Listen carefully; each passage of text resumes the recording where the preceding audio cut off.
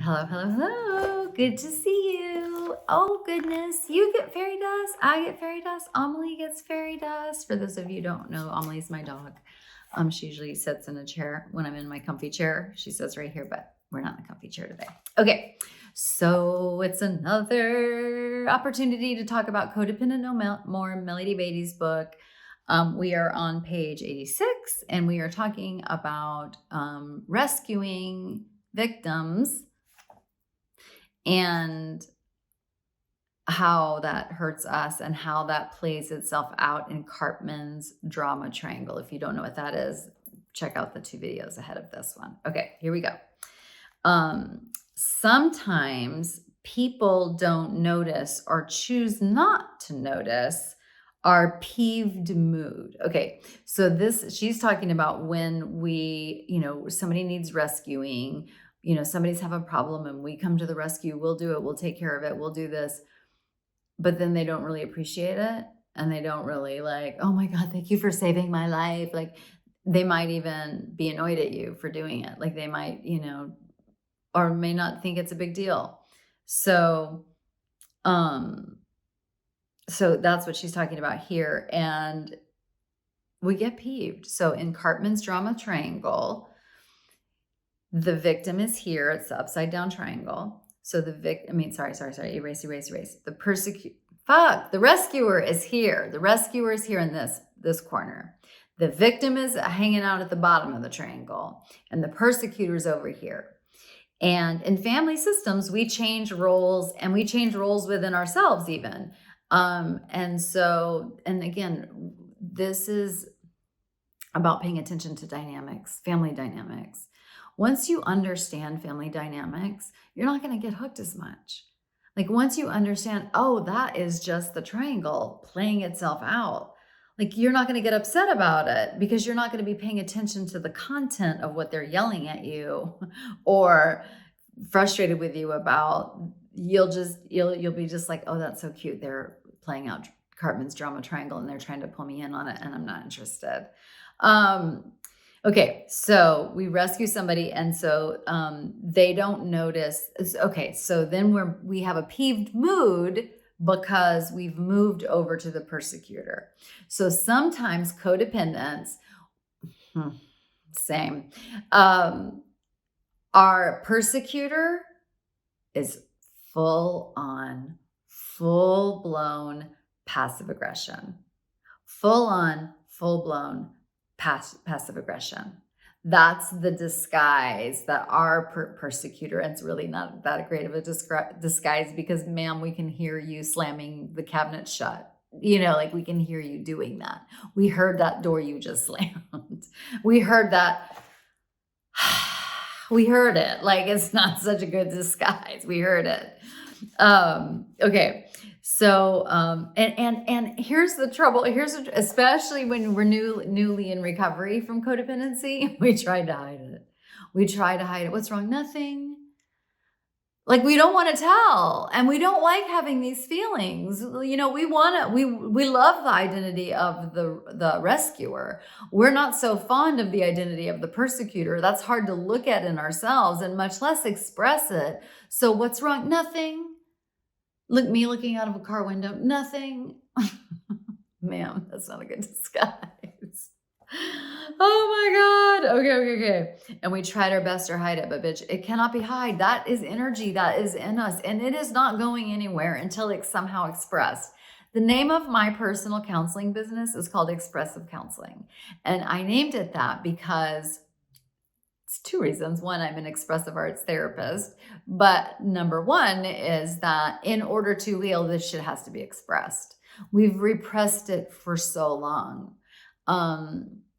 This is a paraphrase of Carl Jung's saying, but it's like, if something is not expressed, it turns into a fucking symptom. I mean, that's definitely not him. That's Elizabeth changing it just a few words. Can you imagine? Carl Jung. Sorry.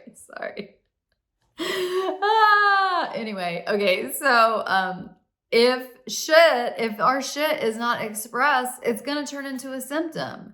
a symptom of addiction, a symptom of any kind of self-medication, a symptom of passive aggression, a physical symptom, physically sick. I get migraines. Other people have other fucking issues. Like, we gotta express this shit some way, somehow, in a safe way. Okay, so, but sometimes we let loose with the full force of our fury. How dare you?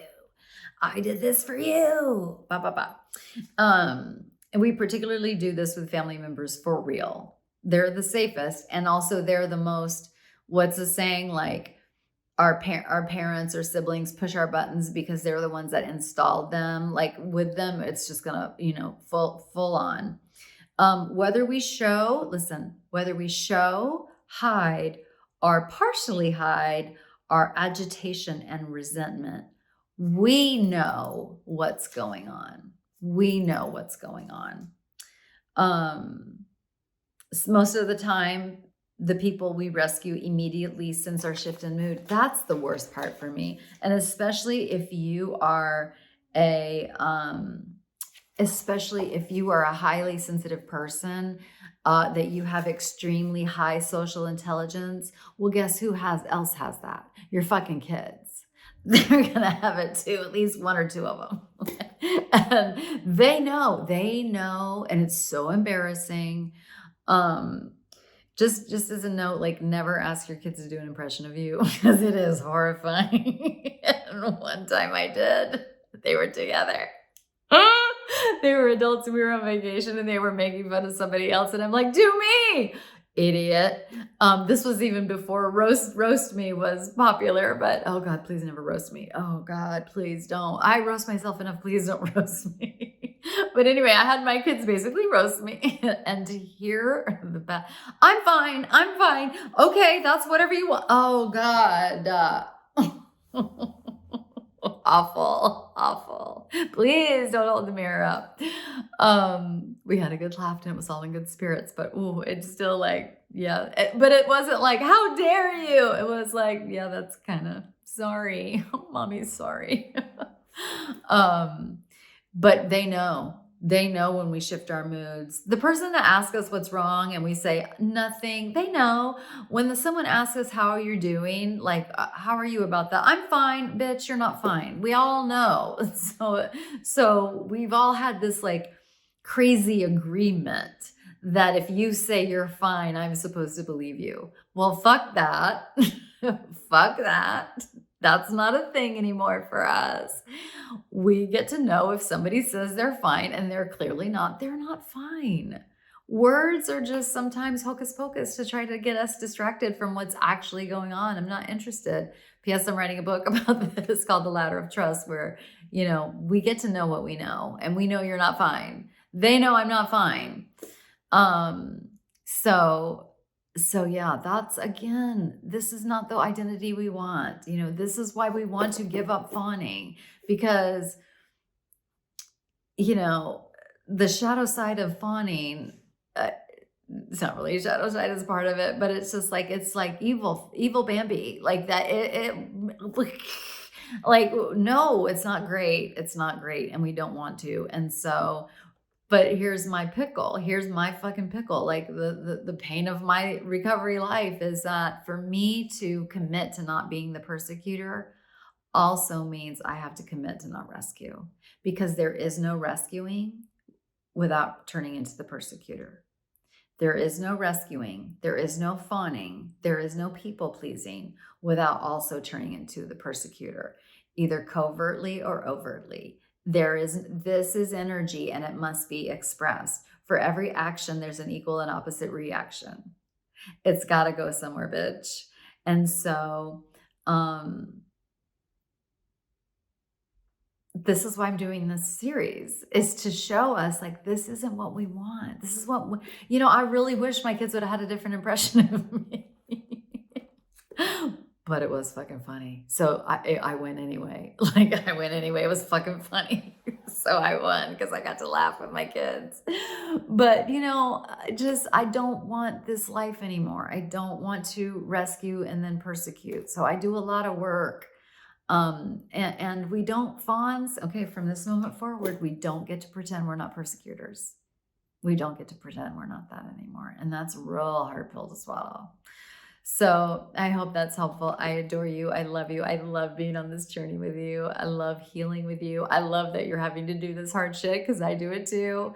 So I love that we're in this together, and I love you. Bye.